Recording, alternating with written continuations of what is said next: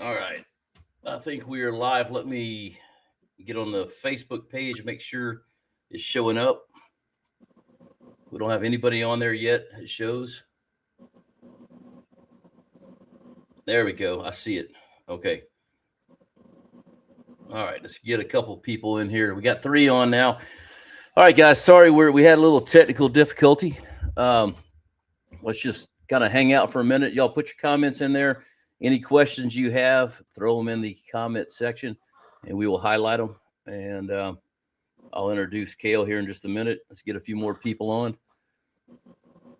We're not going to have a ton of people because this is Crappie Anglers of Texas. So a lot of people are going to watch it later. We got 5 going right now, but we usually have 10 or 15 going. So we just kind of started this since I told you on the phone today, but we started this because we don't have the meetings anymore. So it gives us a chance to talk about each lake and kind of give some questions and answers to certain people. All right, we got 8 on there now, and we're a few minutes late, so let's go ahead and get started. So, guys, if y'all are not, we got 9 now. Man, we're cooking. All right, let's. If y'all don't know Mr. Cale Ward, the man, the myth, the legend. If you can catch a fish in a ditch, Cale's going to be able to do it. But I called him at the last minute, and he was able to get on tonight and talk about Lake Hugo and kind of what he does, fishing wise. So, guys, if y'all have any questions, go ahead and put them in the comments, and we'll cover those after a while. But Cale, thanks for being on here tonight, brother. Yes, sir. Thanks for having me. Be glad to answer any questions anybody's got. Maybe point somebody in the right direction. Maybe, hopefully. And biggest deal is, keep everybody safe moving around on the lake. That it's a different lake that don't have much. It's got a few boat lanes, but it don't have a lot of information out there to gather about what's safe and what's not. And maybe I can at least help with some of that stuff. Well, and you brought up the first question I'm going to ask is there a boat lane map for that lake card? I don't know of any kind of boat lanes map or chip for it. There is some boat lanes there. They're pretty, and what's crazy, I ain't been on this lake in about 2 or 3 weeks, but the lake, I know I did look today. I think it's like 1.85 foot above normal. It was this morning. So it's a little above normal. Generally, you can see these boat lanes very visibly because a lot of timber sticking out of them, outside of them, and then there's a clear path. There is buoys that somewhat mark these boat lanes at the timber line on the southern end. There's a buoy kind of marking, but they don't put buoys real close. They're a pretty good ways in between each buoy. But if you can see the buoy in between the 2 buoys, it's safe to run. The boat lanes, I was telling a few guys have been asking me, these boat lanes ain't little bitty goat trails either. They're pretty wide. I would conservatively say they're 40 to 50 yards wide. So you've got a little bit of margin for error, but obviously if most of the boat lanes are perfectly straight, but if you think it goes this way and you get off course a little bit, it don't take long to run out, and then you're going to be running in a stump field, which you don't want to do because they are very much still there at Hugo. They will tear some stuff up. Other than that, as far as safety goes, there's what we call 4 boat lanes, and don't get me lying, there's A, B, C, and D that run east and west, but pretty much the A, B, C, and D run north and south, and then there is a few cross east and west boat lanes that cross them in a couple random spots. Those do not have buoys on them. It's just the ones that run north and south, and then the buoys has got a letter on it. I don't remember. I think, if I'm not mistaken, A is on the east and B, C, D, or it could be vice versa. I don't pay that close attention, but that's what everybody know. The locals talk about: A boat lane, B boat lane, C boat lane. But for the most part, there's 4 boat lanes on that run north and south, but they're on the east and west timber line of the lake. Okay. Do you think the marina, just out of curiosity, and you may not know the answer, but do you think the marina has some kind of like paper map or something? Man, they very well could. They could have something, maybe a big map on the wall in there of the lake or something. And I launch out of that marina all the time, and I've been in there inside the marina several times, but I've never noticed anything. But I don't get me to lie, they very well could, but they may not. I've never seen a paper map of that lake. Uh, it's it's just kind of one of them lakes. It's kind of a lot like Ray Roberts. Up on the northern end, there's a few places that kind of safe to run. Other than that, you're kind of on your own, to be honest with you, or idle only to be safe. Yeah. Okay. I mean, there's a lot of places on that lake. I don't care how well you know the lake. You're going to idle quarter to half mile to get some of these spots to fish. It's just there's no boat lanes close. There's nowhere safe that you can run. Okay. Good to know. Let's see. Here's a question from one of our amateurs, Mr. Jerry Hancock. He said, "Where can I catch 7 fish?" Man, if I was a betting man, I would probably say in the water somewhere. All right. John Maddox asked the question, how I think it's choppy, but how chippy will it be with a 20-mile-an-hour wind? Man, that lake's gonna be rough. I'll tell everybody, Hugo Lake is if anybody's familiar, the closest lake to Hugo, the way it lays out, the way it fishes is Millwood. It's a Millwood lake. I mean, it's just like Millwood. There's some coves, obviously. There's several smaller coves, and there's a couple bigger creek arms that'll be somewhat protected. But the main lake is gonna be rolling. I mean, that's the downside to Hugo is it's a big bowl. Is it so unsafe you can't run a bass boat on it? No, it's not like that. But is it going to be glass? Absolutely not. She's going to be rolling. But I mean, I run around on it and way stronger than 20-mile-an-hour winds. It's choppy. It's rough. But you can, like I said, you can still get around on it a little bit. Or I feel comfortable running around on it a little bit in that kind of wind. All right, perfect. Let's talk about. So, I've never been there, so I'm going to ask questions, and yes, sir. Hopefully, questions that other people are wanting to know. What's the water like? Is it like our East Texas lakes? Kind of a stained. I mean, is it? It's got yeah. Sorry, so it's a little more of a dirty. It's a dirtier water lake. It's not the same pea look as the East Texas lakes. It's got more of a mud to it. It's more of a kind of like a Eufaula, Toka type, Millwood type. It's got more of a stain, but it's definitely going to be stained. I would say less than a foot of visibility. We've just had some rains up here, so depending on area of the lake, it could have less than 4 or 5 inches of visibility. But it's definitely going to be dirty.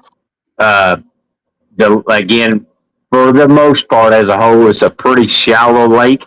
Obviously the southern end of the lake's got a lot of 20 to 25 foot water, and then you've got ditches and a river channel that come off of it. And then you get midways up the lake, majority of the lake is going to be 15 foot and less unless you're in some kind of ditch or channel. Pretty much the flats, and the further north you go, the shallower that gets. You go all the way to the highway bridge up there. You're looking at flats 4 or 5 foot water unless you're in a river channel or ditch. It's for the most part a shallow flat lake with a lot of underwater oxbows, ditches, holes, ponds, secondary channels, and then a main river channel that runs right down the middle of the lake. Okay. All right. So if you were, which you fish it all the time, you may not want to give this information, but I'm going to go ahead and ask it. So if I was an amateur going out there, well, I basically am an amateur, but anyway, I was going out there to go fishing. What color bait would you? So let's look at the fact that we had some rain. It's probably going to be a little muddy. What would you kind of look at fishing with? Man, realistically, there's a lot of that fish bite pretty well on that lake. And what I mean by that, I'm not going to say you're not every fish is going to jump in the boat, but for the most part, fish bite pretty good on that lake. Just some of the standard colors I've always done really well with is like an orange and chartreuse or a June bug chartreuse. One, I haven't used it at Hugo recently, but I've been killing them on the other muddy lakes I've been fishing, is black and pink. It's just been black and pink's been a very hot color for me. I'm running a Bobby Garland slab slayer, so black body with a pink tail. It's been a killer for me this year. Another one that's worked all over, caught fish today on Texoma on it. And the stain is just orange and chartreuse, just baby shed, just a yellow chartreuse, orange chartreuse, however you want to look at it, Cajun cricket, any of that kind of color, they'll see. But don't get me wrong. I mean, I've also, a lot of people know me. I'm the type guy that even as muddy of water, if you can touch his nose, he can see it, I feel like. So Yeah. we're kind of at this time of year where, and I would love to be able to answer this better for guys. We're at this time of year right now where some of these lakes are getting more post spawn. Some of these lakes are in a full grown spawn. Some of these lakes is already majority post, or some are still majority pre spawn. Some are majority post spawn. So without being on the lake the last couple of weeks, just because the wind has been blowing and customers wanted to go to other lakes, I have not been on it. I just ain't had the opportunity. With that being said, I don't really know where the fish are going to be. I think you're probably going to have some of all three, if I was just guessing. And some of them post-spawn fish might be more apt to turn down a brighter bait and might bite a more natural silver white bait better as long as they see it. And I mean, most people that know me, if it's the amateur guys, not the D1 guys or whatever, if you can use a minnow, don't be afraid to, if they don't bite jigs, put a minnow on them. I mean, if you can use them, I feel like you're kind of a fool not to. Then the guys, the D1 guys that's got to run jigs, let them figure it out. They're D1 for a reason. They'll figure it out come tournament day. Well, and that's true. I didn't even think about that. I'm a jig person. I struggle more keeping my minnows alive than I do my fish. So right. I just don't use minnows. You know, I personally, coming from a tournament angler, I personally like tournaments that do not have them or do not allow minnows, because that's just one less thing you got to worry about keeping alive and messing with and all that and getting in the mornings or the night before. So I personally do not like running minnows, but I'm also the guy, if you can use them, you're kind of a fool not to have them in the boat. Just because I have seen a lot of big fish over the years turn down a jig, and then you grab a minnow real quick and set it on his nose and he sucks it in and you put him in the boat that he would not have bit that jig. So, again, to each their own, not knocking anybody, but I'm the type guy, if you can have them in the boat, at least have them. It's an insurance policy is what I tell everybody. That's a very good way to put it, for sure. Let's see. John wants to know, does the marina have minnows? No, they do not. There is, so coming from the marina, I don't even know that road, but right off Highway 70, I'm assuming there. If you go back, if you hit the main highway from the marina and go back east about 2-3 miles, you're going to go across the spillway of the dam. As soon as you cross that, there's a little town of Sawyer. They have right there's a gas station right off the highway there, literally just a couple miles down the road from the marina. They sell minnows, and then if you come back out to the main highway and go back west, there's a TXB convenience store, I would say 5 to 7 miles west on the highway from the marina road, and they sell minnows there as well. Those are going to be pretty much the two places I know of, at least on the southern end. Once you start going to the north end, until you probably get up around Rattan area, you're probably not going to have no minnows. There's really no towns or no stores anywhere in between is what I'm getting at. Got you. Hey, John, why don't you get Amazon, if you buy tonight, you can have a cast net by Thursday. You just go to the marina and catch your own minnows. I got a cast net. I don't even know how to use the dang thing. Kip Wright asked, do you think the river is an option this time of year?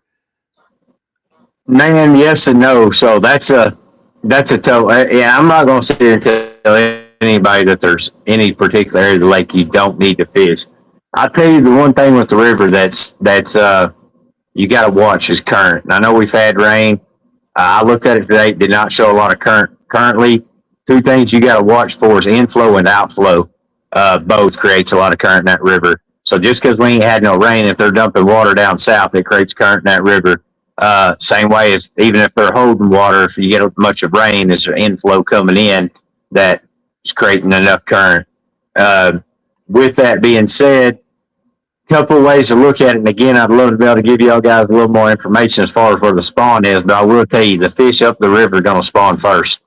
So my train of thought is if depending on where you're at, a lot of them fish up there might be post spawn and going to weigh less than lake fish that's pre spawn. I'm not going to lie. If it was me, and as much as I've been on the lake, as much as I would like to tell myself I know the lake, I would have to go over and try to spend time looking at several areas of the lake to try to see if you could figure out where the fish are at in the spawn. This is the time of year where 3 days is a long time, and I mean, I try to explain to guys over the phone all the time, a 13-inch pre-spawn fish on a lake like Hugo that they're fat and healthy is going to outweigh a 14.5-inch post-spawn fish. So just because you're around big fish, big frame fish that they've already spawned, they're going to weigh a lot less than the fat pre-spawn fish that might be down the lake that are actually younger fish that are healthier, just been eaten and ain't thought about moving up to spawn yet. So getting around, I mean, the key, and the whole lake might be pre-spawn. I fished Texoma today, and them fish are literally either pre-spawn or on the bank spawn. And I didn't catch but one or two fish that had spawned. So they may all still be pre-spawn, and then the whole lake's back in play again. But you can catch 2+ pound fish from as far as Rattan Landing way up the river all the way to the dam. It's all there's big fish all over that lake. It's not. I mean, and the whole lake's kind of dirty, so the bite's going to be about the same, and you're going to have roaming fish, you're going to have timber fish. The only part of the lake that's going to rule out timber fish is from kind of mid-lake, the timber line, which is right South Island. From that timber line to the dam is all open water. Now, there is a lot of stumps out underneath the water, nothing that's a hazard to run, but there is stumps and laydowns and structure below the water that is stuff to fish. That's a lot of stuff that does get overlooked. People don't look at some of the best stuff in the lakes on that southern end. That's a little more isolated that most people don't find or fish. Everybody goes out to the timber. Some of the best stuff in the lake, in my opinion, is some of that stuff that's more isolated, kind of off the beaten path on the southern end. And there's a lot of brush piles too all over the lake. The southern end's got a ton of brush piles. All right. Hey guys, right now, if you're all watching, we got 22 watching. Throw your comments in here. I need some good questions because I don't know what you guys are looking at. So if you got a question, put it in here. If you got a comment, put it in here. If you just want to tell Kale he looks good, put it in here. Let's get some comments in here.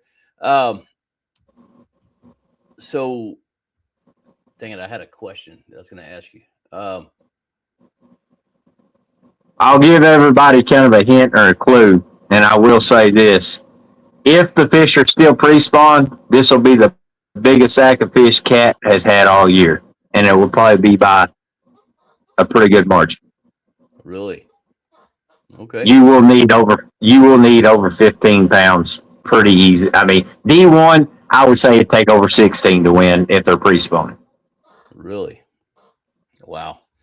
I wish the lake's got a lot of the lake's got this early spring back in the winter to now, the lake has had a lot of 220s to 250s, and a kickers are going to be a 260 to a 280, and I know of probably 10 over 3 pounds caught this spring on the lake. Really? I think 317 is the biggest I've heard of, but it's got some legitimate. The second to last guide trip I run there, and for everybody that don't know this, Oklahoma's limit is 37 a person, not 25 like Texas. So I had a two-man trip, and we caught 74. It took 3.5 hours to catch 74. We had 15 over 2 pounds and 2 196s on my Rapala scales with a 252 big fish. Wow. So they kind of get, again, this is pre-spawn weight. So if it's a post-spawn deal, obviously them weights are going to go way down. I would still think post-spawn, you're going to probably D1. If all the fish are spawned out, I'd still think you're probably going to want 190s to a little over 2 pounds on post-spawn fish to have a shot. I'm just looking at D1 weight. I'm just talking about the guys like myself that's going to go cover a lot of water and put a lot of the, bigger fish in the boat. Typically, D1's got the best weights. I would think them guys, the guys like Jerry, Jordan, Travis Decker, James Raines. I'm probably missing a bunch of them. Them guys, they're going to be able to put some big fish in the boat. Dylan, I would still think you better have 7 pushing 2 pounds, even if they're post spawn. Wow. Yeah, I wish I was going to be there for that one. Unfortunately, I won't. But I've not made as far as I've been on the board for 4 years now. I guess this is my 4th year, and we've had it twice, and I've missed both of them. So unfortunately, I have to go to Guntersville, Alabama, and fish, and then go to Tennessee and fish, and Kentucky and Missouri. So right. I got me a little trip going, but it's just something I do every year. It's a very underrated lake, and I mean, I've seen the lake have more fish in it, but it's kind of in its prime right now for quality. I mean, it's fishing very good. The lake's in a very good state. As long as 20-mile-an-hour winds is really going to hinder a lot of folks. It's hard to fish that lake in strong winds. There's places you can get out of it, but a lot of what I'd call the juice of the lake is not going to be fishable. You're just, even guys that's going to try, you're liable to just tear up more stuff trying than it's worth fighting the timber and then big waves.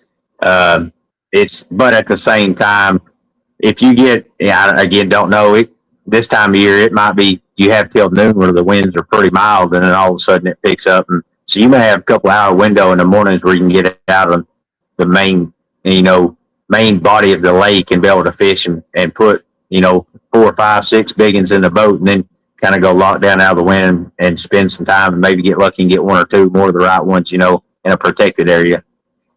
Okay. Good to know. Let's see. Matt DeVore says, when you fish 8 foot or less, do you keep your jig on the screen for targets of opportunity or still wait and drop? I keep my bait in the water 100% of the time till a fish reaches the drop point on my screen. Well, it depends on what rod I'm using. I tell most people 13-foot rod sitting in the seat or up against the butt seat of my boat, you can reach him at about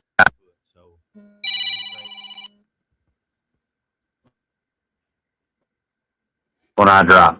I'm stomping on my brakes and drop. Say that last part, because once you kind of cut out when the phone started. Yeah, sorry, I got a phone call. So on my boat, say a 13-foot rod at 8 foot is how you can reach them on my live scope screen, the 8-foot grid line. So I'm running up to that fish, stomping on my brakes and stopping him at 8 foot. And then once my boat stopped, that's when my bait's going straight down vertical to him.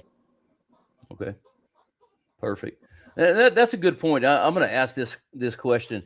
We got a few more things coming in, but let me just ask this for covering water. Because we do have some amateurs on here. Even me, I feel like I'm covering water at my trolling motor on 5 and power brakes. But I see Jordan Sanders just pass me by, and 2 minutes later I can't see him.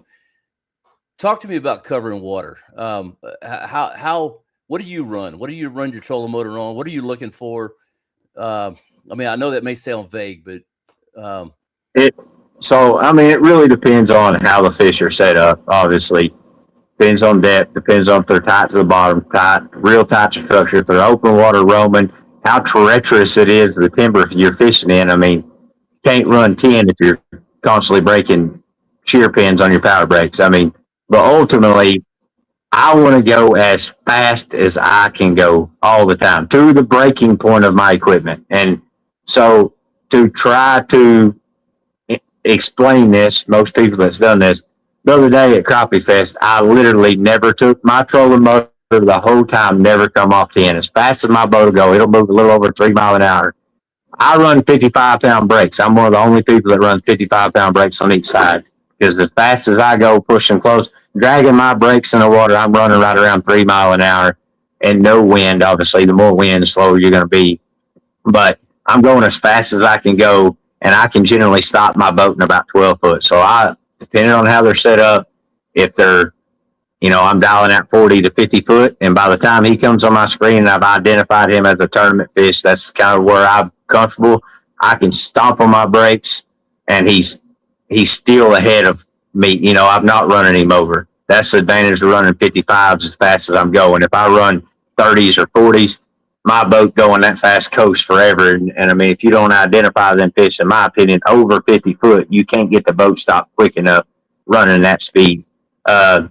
With that being said, if they're in the channel and they're roaming and they're in 20-foot water sitting about 12 foot down, I try to dang near kick the speed knob off my boat because I feel like 4 mile an hour ain't fast enough because there's nothing to hit and I can identify them.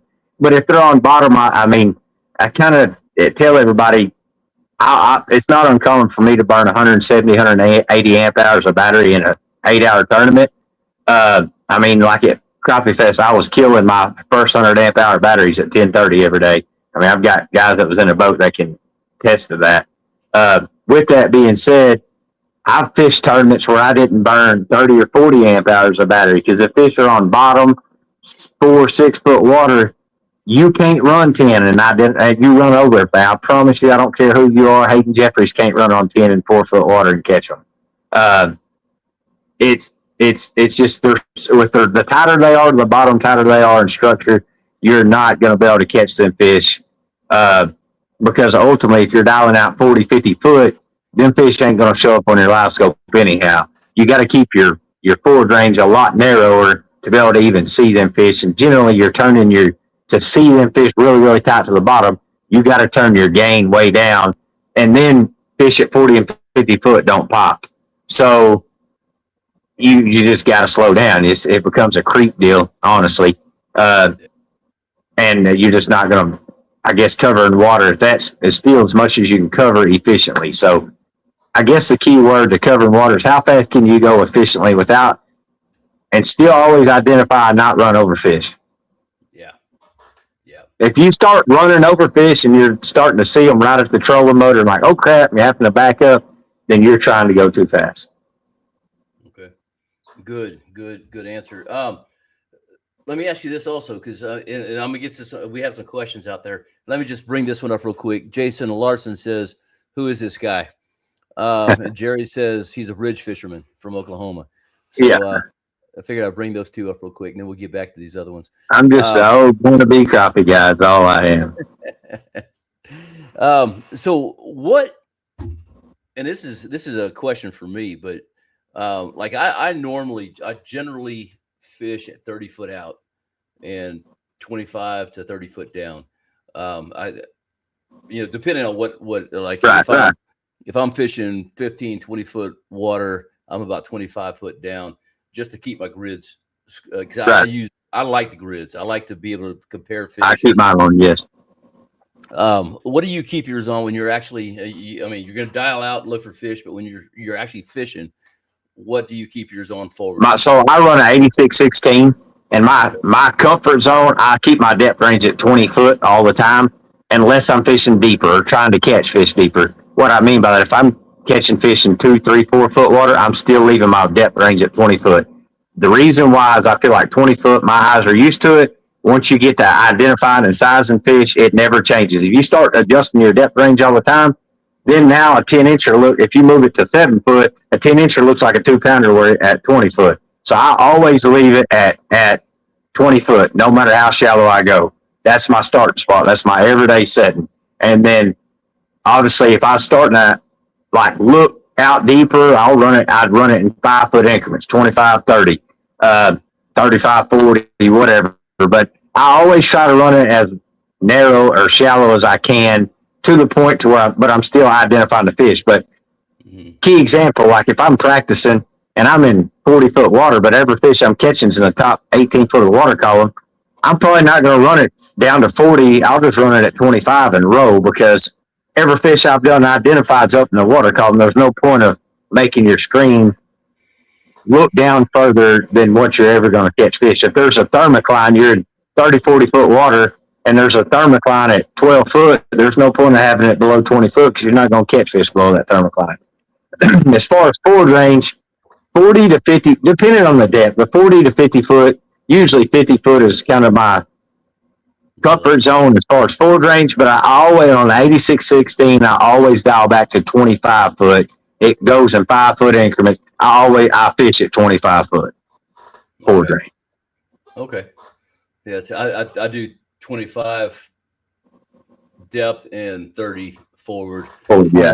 Which I just, I'm having that issue right now because I just a few months ago switched to a 1643. So I went from a 12-inch to a 16. And I mean, when I first got it, I was like, God dog, look at that fish, and yeah, it was like 8 inches. Yeah. But yeah. Right.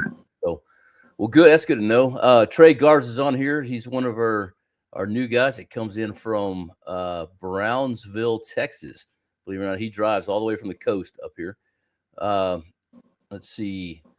Skeeter Classic 8815. When it comes to post spawn, generally, where do you find the fish? And do you fish big baits or downsize? He's on Belton Lake.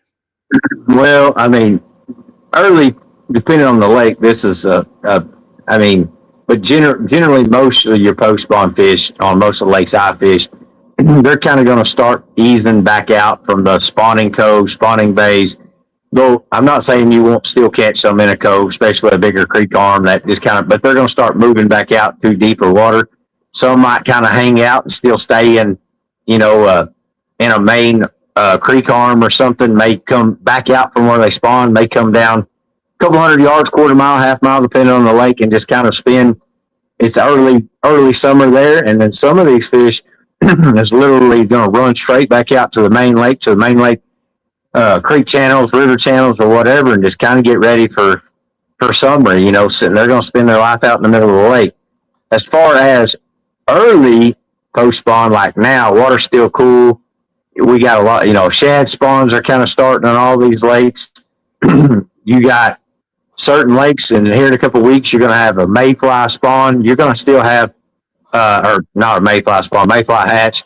You're going to have fish that actually slide back up kind of shallower here in a couple of weeks. So probably back out and then come back up shallower again. As far as baits go, I'm never going to, anymore with forward-facing sonar, we can put it on their nose. I don't run big baits. A 2-inch bait is a big bait, but you're still going to be able to run that 2-inch bait all the way till we start getting hot. But, I mean, the minute I start seeing here in a couple of weeks, a month, you start seeing a lot of shad fry on the trees. Start seeing just, a mayfly hatch going on. Yeah, it's a good idea to start downsizing because that's what the fish are going to be keying in on too. Not saying you can't catch fish on a 2-inch bait, but when you start getting some short strike and you're nipping on a 2-inch bait, downsize to an inch and a quarter bait, and or a little bitty hand tie or whatever, and just see if them fish started hailing it a lot more. A lot of times, two things to me comes into play. Obviously, size and profile, but a lot of times just weight, jig head size makes a world of difference of how far that fish is actually, when he goes to bite, instead of them just killing it, they kind of nip it. And when they go to, I feel like they open their mouth and create a suction to suck that bait in. If you got an 1/8 ounce or sometimes even a 16th ounce jig head, they're just barely getting that hook, that weight of that. Just they're sucking it just enough to nip at it, taste it, but going to like a 1/32nd, when he goes to do that, he sucks it in too far and he's got the hook. And you just hook them right here in the top lip, just a 1/4 inch inside their top lip. They can't, it's hard for them to, the lighter the weight, it's hard for them to nip that real light 1/32nd, 1/64th ounce jig without getting the hook, especially small profile, little bitty hook, very little weight. When they just about got to get that hook to nip it. And if you're quick, you can get a hook in a lot of them fish. Okay. A lot of times too, I tell people, fish that are nipping, this is something I see guiding all the time. A lot of people want, the lighter the bite, the worse the fish bite, and everybody wants to be quick. And you want to be quick, but a lot of people's quick is hard. Everybody wants to set the hook way, way, way too hard on light biting fish. The lighter the bite is, the lighter you need to set the hook. And I mean, literally on these little jigs, just pull into these fish. Don't jerk. I mean, I tell clients all the time, technology's come a long way, especially we're on 13, 14, 15, 16-foot crappie poles. A lot of these fish we're catching are 8, 10, 12 foot deep with fluorocarbon braid that has 0 stretch, hooks are surgically sharpened nowadays. They're very strong. It ain't like we got 60 or 70 foot of line out bass fishing with mono that's going to stretch 6 feet. And a crappie's mouth is not very tough. You don't, I've run it as a guide. Older women have showed me less hook set will put more fish in the boat than a hard hook set. And I'm as much to blame as anybody, but literally you can pull into them fish and let the rod do all the work and catch almost all these fish all the time. So if you're starting to get short strikes, try to take a lot off your hook set and you'll put more fish in the boat. Yeah, that's a good observation for sure. Hey, Mark Gatlin, I'm going to get to your question here in a minute. I hadn't forgotten you. But let me ask you this. Do you run a leader, and like say you're going to run you go from a 1/8 ounce to a 1/16, for instance. I mean, you could throw a 1/16 out or a 1/32 and go back, make a sandwich, come back, and it's almost there. I mean, do you run a leader with a weight on it? I mean, how do you? No, so I run a weight above it, and depends on how deep, depends on if the fish sit still, depending on if they're running. Ultimately, I always like to go with as light as I can get away with. But if you got a fish and I like to go with the shortest rod I can get away with. I mean, by that is 13 foot's the shortest. I'm not going to 10, 11, 12. 13 is my minimum. But if they're not spooky, I don't see no point of running a 15 or 16 footer. To me, that's just longer the rod, better opportunity for that. For a little sloppier, a lot of people are, and especially if they're very shallow, getting them fish back in the boat. If you ain't got a long net and a net man sitting there ready, it's hard to get them fish in the boat, especially fishing by yourself. So a shorter rod allows you to be a little more successful getting them in the boat, as long as they'll allow you to do that. But I'm running pretty much tournament wise. I'm going to run, well, anymore. I just about fish this nonstop, but I run 12 to 15 pound fluorocarbon, straight fluorocarbon from my reel to my jig. But then I'm running a tungsten weight above it, 8 inches a foot, whatever. And I've used either the bobber stops, like the 6 cents little rubber bobber stops, or another deal. It's like a rubber toothpick called a jumbo pegget, and you kind of run it up through your weight and then clip it off on each side. Run one of them too. And I mean, I typically always run, not always, every once in a while, I will run an 1/8 ounce weight above it, but typically going to run a 1/4 ounce weight all the way up to a 1 ounce weight, depending on how above my jig, depending on how if they're sitting still, I'm not going to run a 1 ounce weight, but if they're running spooky and I'm going to have to chase them, I'm going to run a 1 ounce weight. And I always run the biggest jig head I can get away with to keep from tangling it up. But I mean, there's times where they want a little bitty bait, but they're kind of running.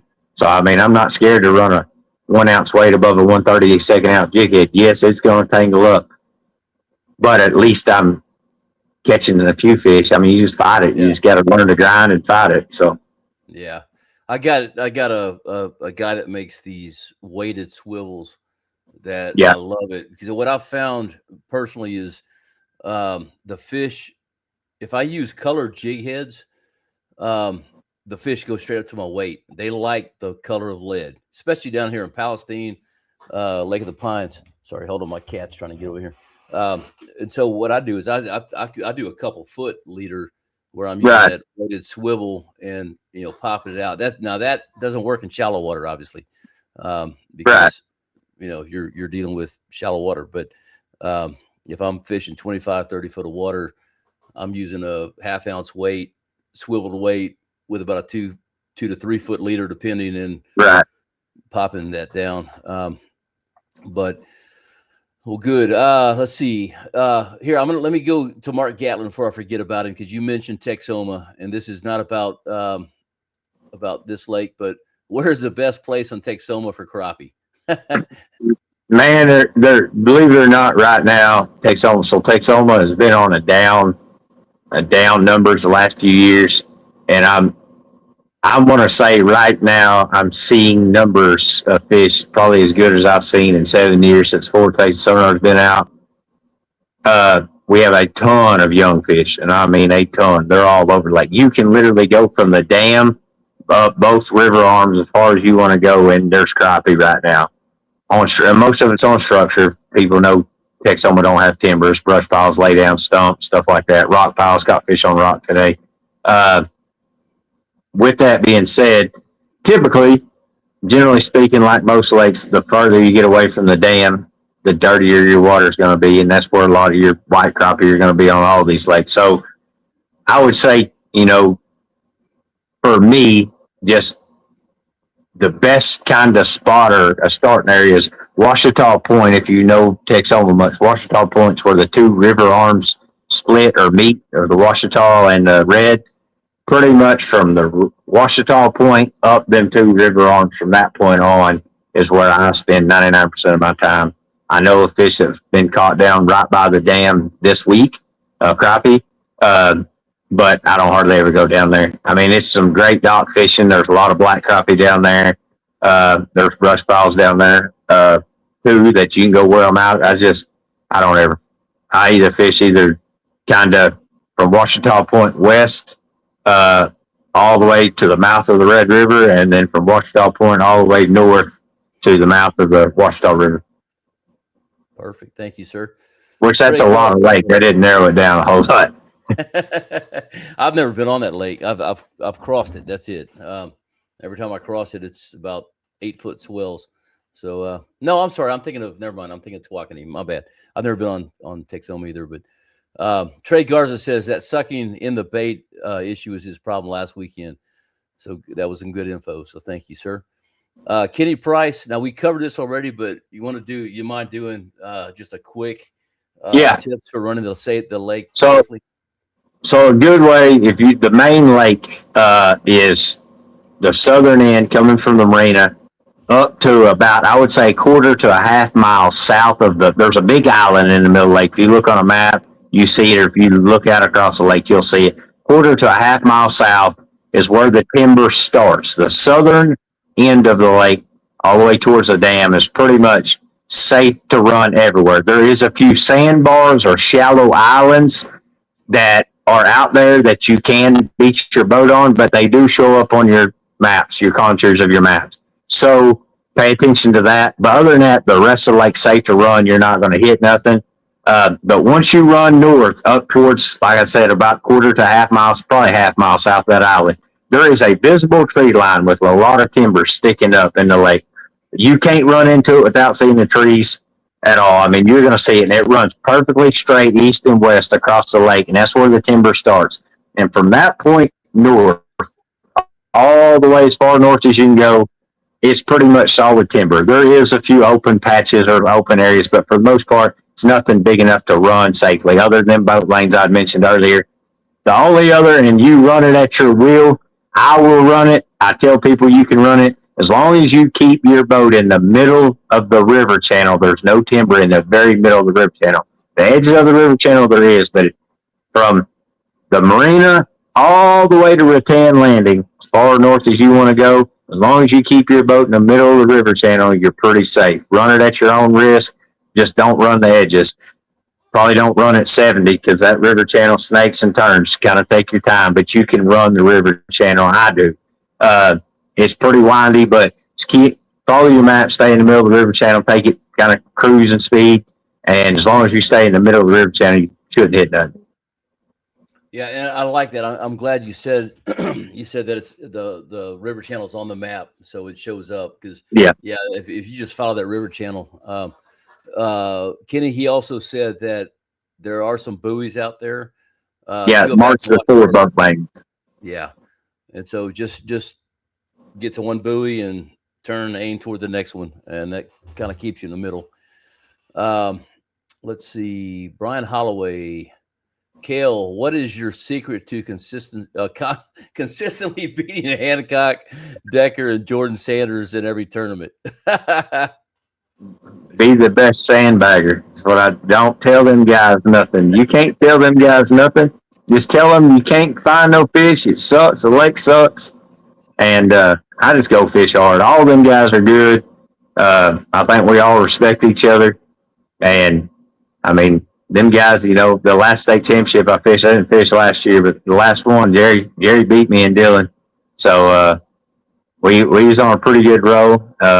Still, I guess, have been. I guess last catch with me and Dylan one angler of the year, won back-to-back state championships, and then Jerry Paul beat us at Pines, I guess 2 years ago.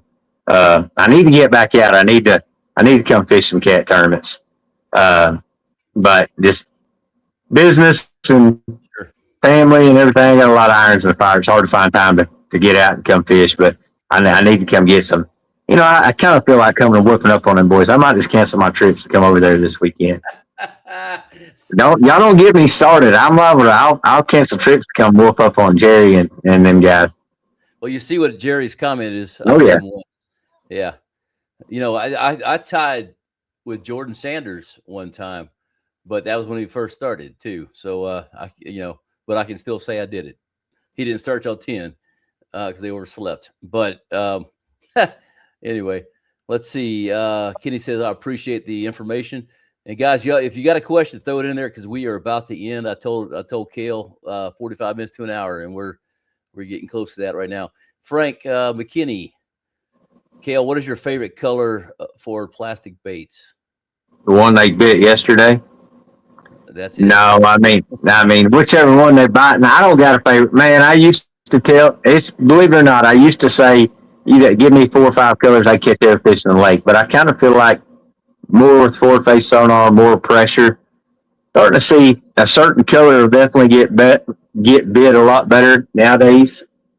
I mean, I still feel like natural is probably the best year-round. If I could only pick one, I'd probably gonna pick like a white silver.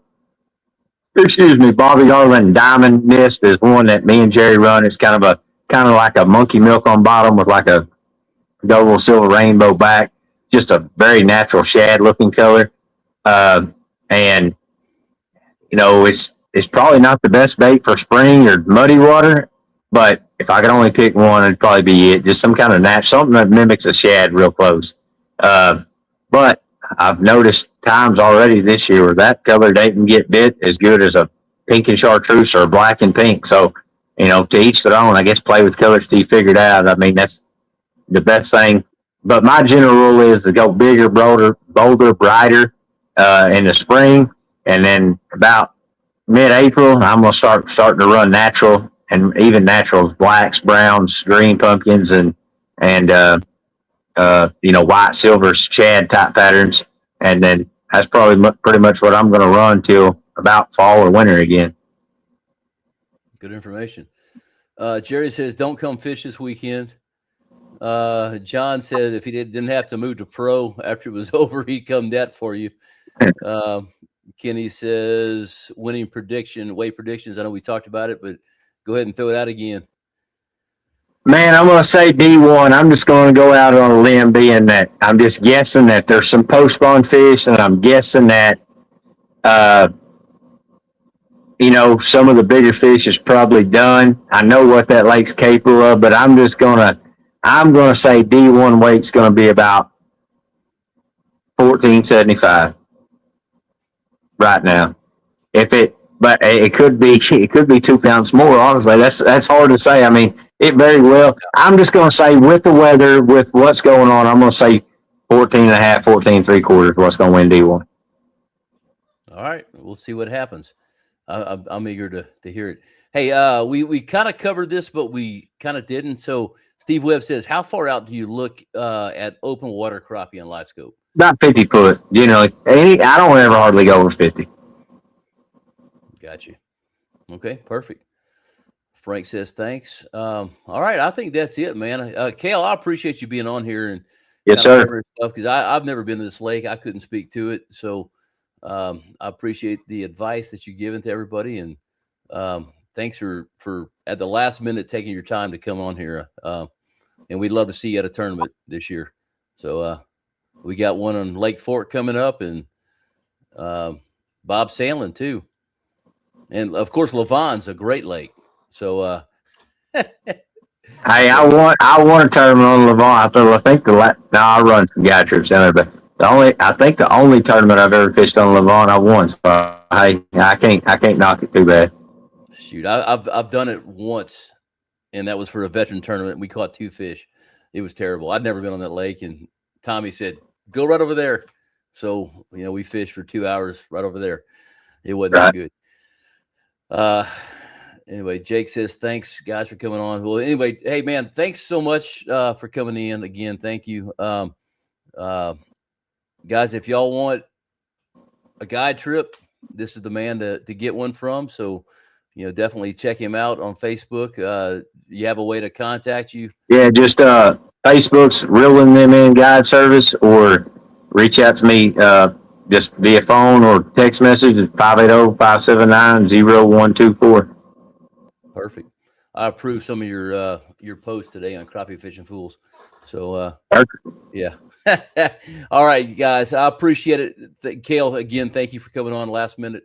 No problem, man. I hope this information helps everybody. Everybody have a safe weekend. I hope Hugo treats them good. It's a very good lake. So, yeah. Are you fishing Crappie Masters this weekend? Man, I'm not. I was planning on it, but I kind of opted out on tournament fishing this year with just everything going on and the weather and the time of year and business. I'm right now where obviously I'm slammed for crappie fishing or my guiding, and then I own a striper boat and got a couple guys that run it, and that's kind of booming here on Texoma, and I'm trying to take care of it. Actually, as we speak, I got to get off here and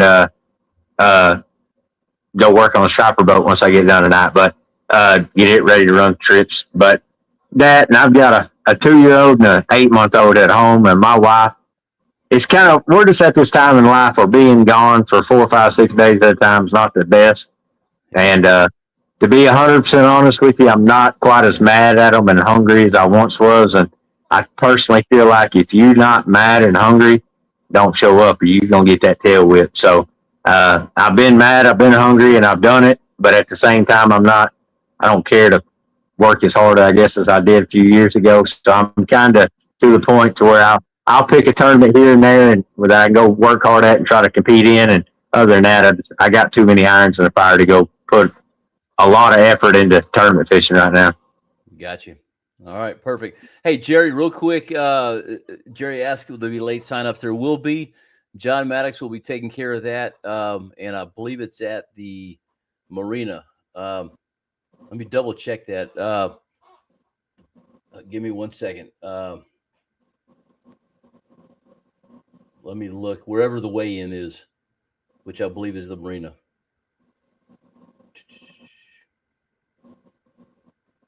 Where is that one? Oh, shoot. It didn't say it. Yes, John said yes, the marina. It doesn't say it on the website. I got to fix that. I'll put a post out, but yes, there will be late signups there, so definitely come by. All right, Cale, thanks so much for coming on. Yes, sir. Thank y'all, guys.